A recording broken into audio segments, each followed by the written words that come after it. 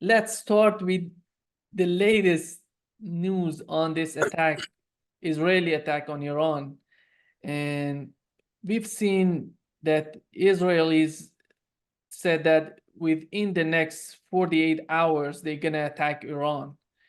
And after that, we see last night, we saw that they're attacking Iran with drones. I don't know, with missiles, drones. How did you find this attack on Iran? There's something very strange going on here. Whatever that was last night was not what I would call a credible attack. It was, um, at best, it was a symbolic effort, maybe a face-saving effort. Oh yeah, we attacked Iran back, so therefore we don't have to retaliate anymore. Maybe that was the intent. Because I am really struck by the divergence in the coverage of the so-called attack between what happened here in the United States, and I know what happened on like RT and Inside Iran and on Al Jazeera. I'd be curious what the perception was in Brazil, but in the United States, I was starting to write my daily piece for my blog, and I was focusing on the what I called the shift. I saw a shift in Israel's narrative yesterday. Uh, Prior to Thursday, the Israeli narrative had been consistent with the West, with boy, we kicked some ass. We went out there, we got 99% of those Iranian drones, we shot them down. Hey, they were nothing. We major victory. Woo, cheer, get the cheerleaders out. And yesterday, all of a sudden, a shift. Uh, oh, they tried to target our nuclear facility at Dimona, and they caused some damage. Now, we've had, today's the 19th, so we'd had at least 4 days that they could have reported that. And they didn't come up with that till just yesterday. Oh, yeah, they tried to target our nuclear facility. So that's when I got my first hint of what I call cow manure. They don't just come up with that because uh, they suddenly discovered it. They couldn't figure it out before. Uh, there's a purpose behind it. So that's number one. In fact, when I saw that, I thought they're laying a predicate that they will justify an attack on Iran's nuclear facilities, and one's at Isfahan. So as I'm writing this, my son says, "Hey, there's breaking news." So now in the United States, we get what I call the breaking news mumbo. The dance, the dance to the right, dance to the left, shake it, shake it, shake it. Everybody's, oh my God, breaking news. We go to Jennifer Griffiths at the Department of Defense, and they're calling in this expert, that expert, this retired general, that retired general. What does this mean? Oh my God, this is the start of World War III. Israel, but then they said limited strike. I go, that's a curious phrase, limited strike. That, you know, either you get punched or you don't get punched. If you're pulling your punches, that's a limited strike. So that's telling me right away there's some punch pulling going on here, that this is not necessarily serious. And I had just happened 40 minutes before all this broke to have been on the English version, Iran's English channel, Press TV. And they were interviewing me about this very thing, about Israel on the one hand said, oh, we got, shot them 99% down. And now they're saying, oh, they hit us at Dimona. I told them, I said, I wish Israel would make up its mind. It's like Dr. Jekyll and Mr. Hyde here. It's a dual personality. They got to figure out what they are.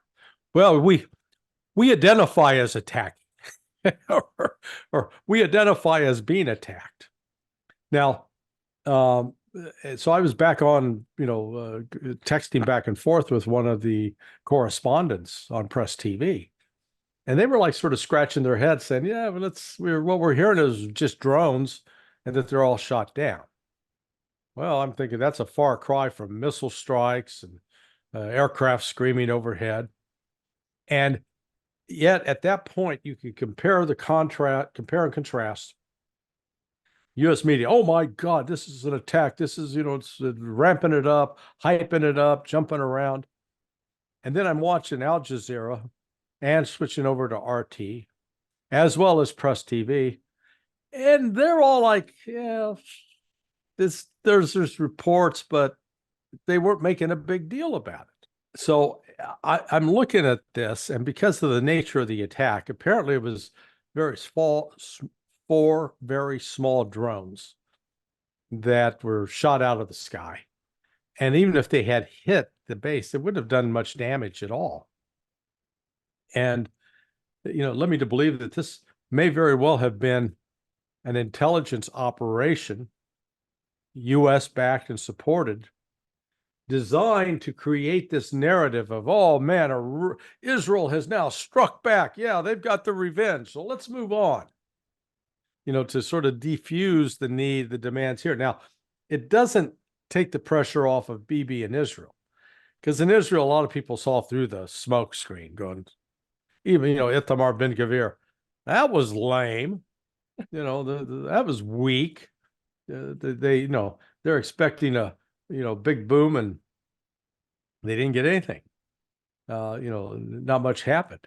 Now, you can compare and contrast Israel's response when it was bombed by the Iranian missiles and Iran's response to this Israeli attack. Yesterday, Iran, within an hour and a half of that attack, you could find on social media, on Telegram, live footage from the military base outside of Isfahan that was supposedly hit. They got dudes standing, the anti-aircraft defense gun is up there. They're up there just, chatting, looking around, wiping the sleep from their eyes. It was still early morning. Nobody running around, no sirens blaring, no smoke going off, but they showed it. Here we are 5 days after the attack on the Israeli air bases that didn't cause any damage and didn't do anything. You're not seeing any videotape from there. They didn't take their news crews out there. Yeah, let us show you what a crock of crap this was from Iran. Nothing burger. Take care. Come on, guys, film it. They didn't do that. They used some old stock footage, and some of it looks like it had been doctored. So that tells me that Iran actually hit the targets and hit it with something. But right now, I think Iran's position is quite clear. If Israel really does attack them and attack in force against Iranian assets, Iran will retaliate. And I think Israel is now starting to have to take that on board as planning consideration. What do they actually want to do? They clearly didn't think through the implications of hitting the Iranian annex at their embassy in Damascus.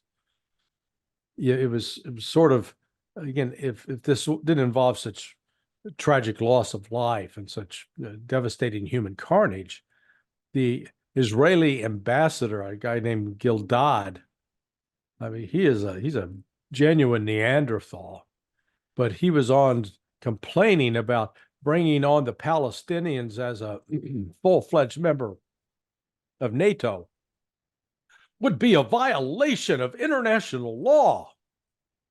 I'm going, good God, man, look in the mirror. You guys violate international law every other day with impunity. I mean, hell, forget about blowing up the annex.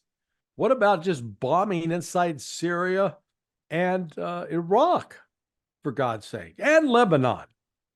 Those are attacks, full-fledged attacks on other countries. No matter how you want to excuse it, oh, well, we were going after terrorist targets. Terrorism has become the biggest excuse to go out and violate international law that we've ever had. And then, they completely ignore the resolutions passed by the Security Council calling for an immediate ceasefire. So, I don't want to hear a word about international law from Israel other than, okay, we're going to obey it. they just follow it when it's convenient for them. If Ben Gvir is not happy with this attack on Iran, do you think that Israelis are considering a continuous attack on Iran? Uh, at this point, no. I think whatever has been done behind the scenes with the United States and with the Russians and with the Chinese, I think the Russians weighed in with the Israelis, just letting them know, you launch any attacks against nuclear facilities or do attempt to use any kind of nuclear weapons against Iran, you're going to be dealing with us. Just understand what you're up against. So I think Netanyahu got that message loud and clear. Israel's not in a good position. It is they're continuing to kill Palestinian civilians right and left, but they are, it looks like, going to try to attack in Rafah. Remains to be seen if they act on their vow to go into southern Lebanon. They've been promising to do so, and they've been stepping up some of their air operations there. But by the same token, so Hezbollah has been responding with increased intensity and ferocity. Do we know how capable is Hezbollah if something happens between Israel and Hezbollah? How much missiles and what kind of missiles do they have? I don't know what their full inventory of missiles are, but they certainly, if we go back and compare to 2006, the last time Israel invaded in force into southern Lebanon to take on Hezbollah, Israel essentially, they lost that. So I would argue that today Hezbollah is far stronger, more capable, more lethal than it was in 2006. There's no evidence that Israel is more capable, more lethal, more competent. So I think Hezbollah is actually in a position to do a lot of damage to the Israelis if they dare to enter southern Lebanon. Do you see any sign of the Netanyahu administration getting so desperate to consider any sort of nuclear bombs? I know that's always in the back of everybody's mind as a possible scenario, but then you have to ask, where are they going to use them?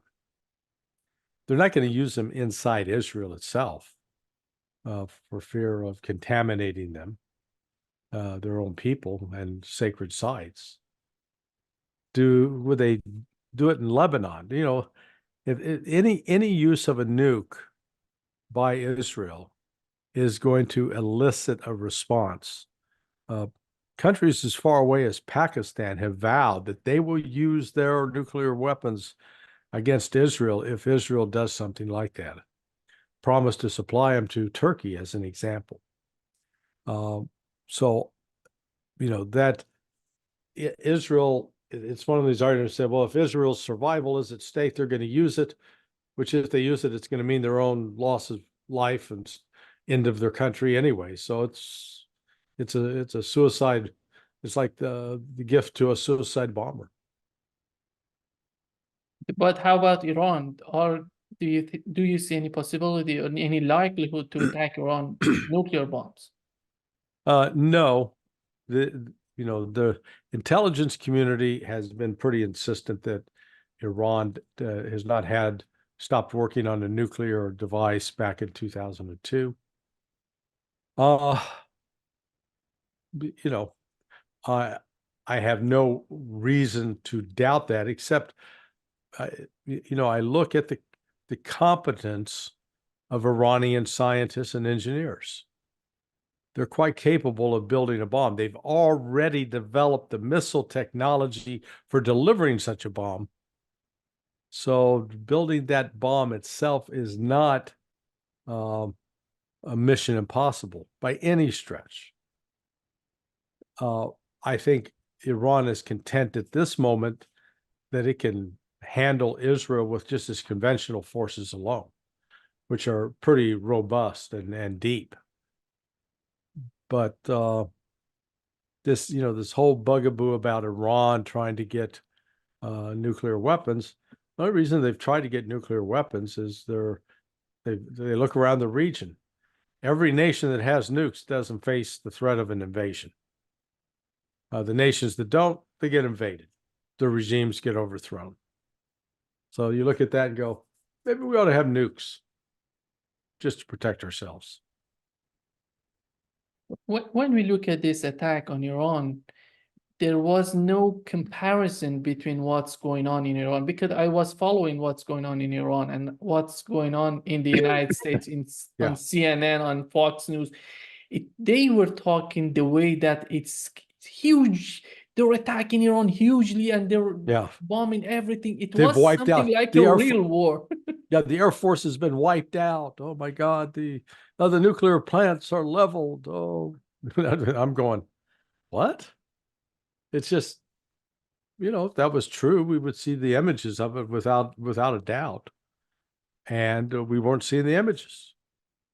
It just, but that's what it shows, the desperation of the West to create this narrative that is so divorced from reality.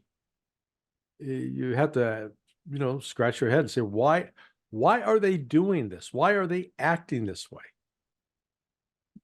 And so I came to the conclusion, part of this was to create political, to help construct a political narrative in the United States. And we've backed Israel, and Israel has now retaliated against Iran, and Iran's back in the box. And we win. Look at all the great stuff we did.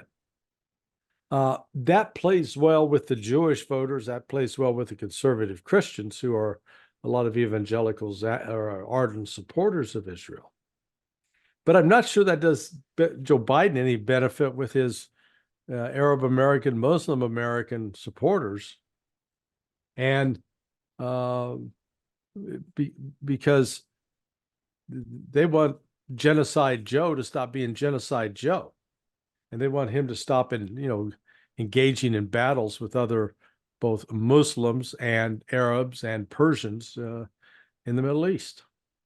In Iran, when they're talking about this attack, it seems that they didn't find it a big deal. But when we see what's going on with Netanyahu and his administration in Israel, it's a big deal for him, because they wanted his administration, many of people who are far right in his administration, they really wanted to attack Iran. They were insisting to attack Iran. And it seems to me that the Biden administration and the Netanyahu administration came to a conclusion that we're going to attack Iran with some drones, and you're going to just publish it immensely in the media to show that it was a big deal. Yeah, that's what leads me to that's what I started out by saying. I think this was an intel operation directed primarily at the United States and the United States public, because the information on it was coming out here before it was coming out over there, number one. And the access that was given to certain reporters like Jennifer Griffiths and others, oh yeah, here, people in the Pentagon, we'll give you the inside scoop. Here's what happened. And it turns out it was bullshit. I mean, what they were saying happened didn't happen. They weren't missiles. They were these, basically almost children's toys used to launch this attack. But it was just the intensity of it, and the volume was turned way up here. And that wasn't the case over there. It wasn't even the case this was not a case of Iranian mullahs trying to suppress information. This was a genuine case of, what the hell are these people talking about? What attacks? Because it's not even clear that air defense missiles were used in Iran to shoot these things down. It sounds like ground-based units shooting 50 caliber rounds may have downed it, or maybe a shotgun shell, who knows? But once you saw that kind of manipulation taking place, you knew that this was about something else. There was something else going on here.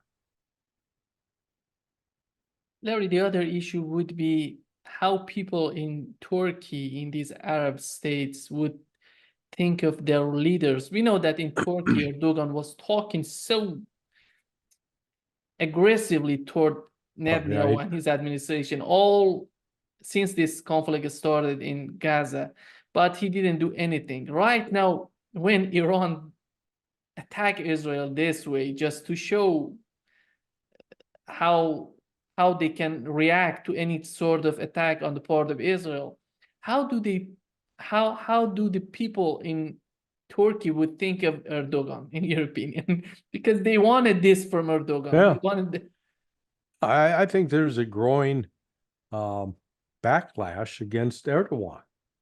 The recent municipal election about held a month ago, he suffered major loss. And so since then, he's been back out with his, gums flapping about, oh boy, these Israelis are bad as Hitler. What are you going to do about it? You going to cut off the oil flow there, Tassif? Oh no, can't do that. It's money in my pocket, money in the pocket of my children. So just as long as you know where your priorities stand, take care of you first and screw off to Palestine. Yeah, it just I think the Iranian action bought them a lot of credibility and support, even among Sunni populations that normally are not well disposed towards their Iranian Shia counterparts. We know that in this conflict, it seems that Jordan and Egypt and also Saudi Arabia and UAE have provided some intelligence to the United States and the United Kingdom, France, and how do you see this combination of these Arab states together with the United States? How do they feel right now after this attack, after the results coming out?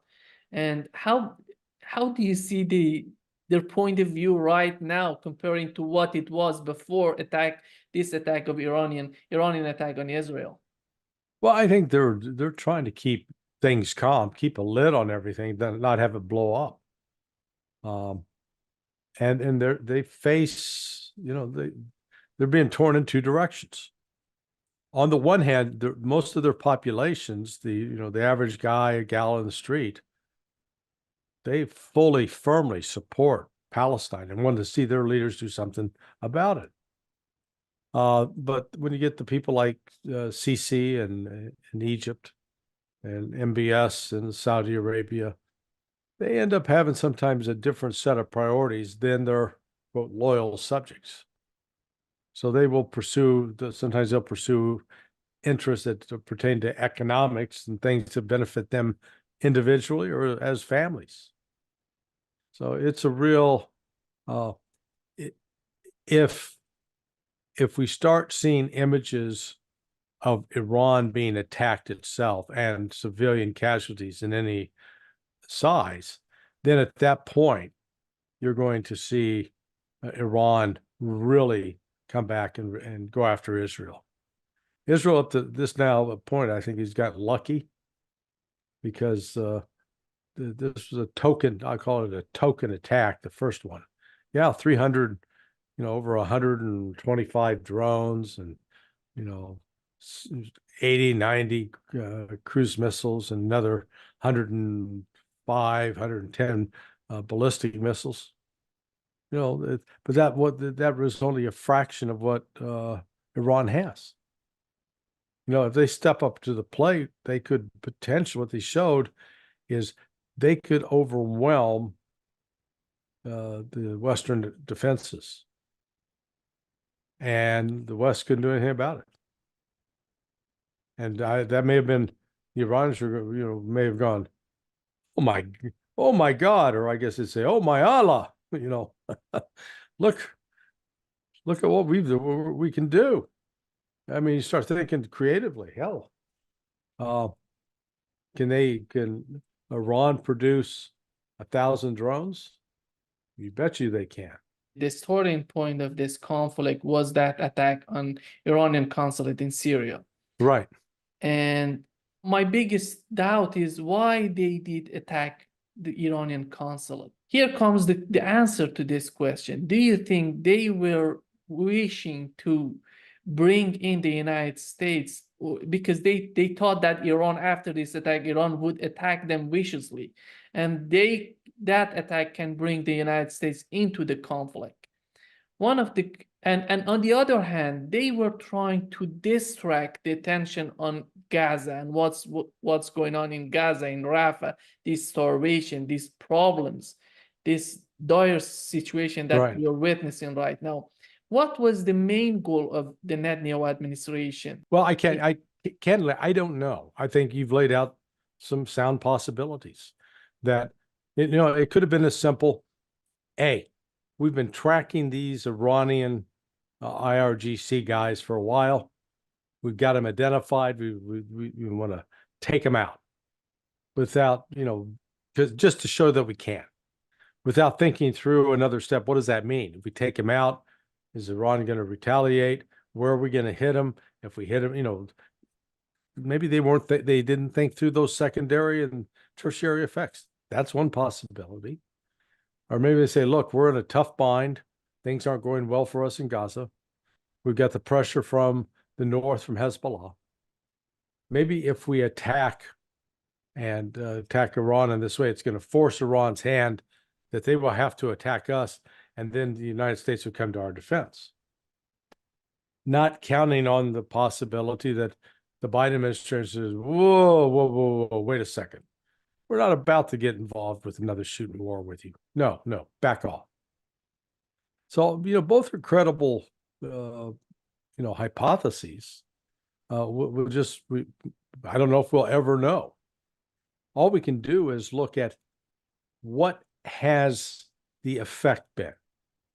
So regardless of what the motive was, regardless of what the plan was, what has the effect been?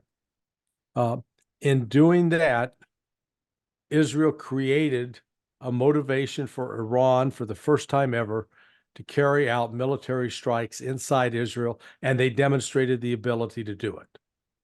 And it exposed Israel's inability to stop ballistic missile attacks completely. I think that's pretty significant. It also gave Iran critical intelligence on the location of Israeli air defense systems and what their capabilities were. Because they used using drones, and they weren't using even their most advanced cruise missiles. So it was like bait. Put it out there, let the Israelis shoot it up, let the Americans shoot it up, and we'll see, who's doing what. What percentage was shot down by U.S. aircraft? What percentage was shot down by Israel's land-based system? It would be interesting to know. Were most actually because of the Western aircraft that are not under Israeli command? Perhaps. And so that would be telling. So just when you step back and start looking at the practical aspects of it, it has also now created a greater volatility, potential for immediate escalation, that if Israel acts recklessly towards Iran, Iran's going to retaliate, and can retaliate in a much bigger fashion than it has up to now. Larry, whenever we talk about Netanyahu, everybody's saying that he is a smart prime minister. So far, he was so smart, but with these in the last 5 months, 6 months, we didn't see any smart decision on his part. Failure after failure. This attack in Gaza, everybody's against Israel right now, all over the world. Right now, there was a red line of not attacking Israel directly from Iranians. Right now, that red line has gone. Yeah. And Yeah. how we can call this guy smart when he did each and every failure that he could have done to Israel, he has done already. Well, it's I will liken it. So when I teach people for carrying a concealed firearm, and if they ever have to use it, there's a phenomena that takes place that when people are engaged with the shooting, they get tunnel vision. So their vision, instead of seeing everything broadly, it narrows in, get very narrow. And then you get auditory exclusion, where you lose the awareness of sounds around you. You're actually not hearing anything. That's what happened, I think, to Bibi Netanyahu. They got so fixated upon what happened on October 7th. They lost sight of everything else. And they weren't looking at it big picture. They weren't looking at it as a dynamic process. They just got focused. Oh my God, we got to respond. We got to punish. We got to kill Hamas. And when that becomes your dominant thinking, you're not aware of what's going on around you, or you're not aware of how this may impact your relations with all these other states and nations. You know, it's really, I don't know if you've taken time to watch any of the UN Security Council debates, but this guy who's the Israel's ambassador to the UN, good Lord, what a thug clown he is. I mean, he's like Triumph the insult dog. He is insulting everybody. Going there, you know, Russia, hey, you're a terrorist state. Hey, Secretary General, you know, eat this and up your, you know, it's just like, this guy has no sense of decorum. And you think it's a good strategy to piss on everybody around that table? I don't. That's, you know, the art of winning friends and influencing enemies is that you got to have a dialogue and got to find some way to reach out and persuade him. Boy, he's no persuasion on his part. It's just he's basically giving the UN Security Council the middle finger repeatedly, over and over and over.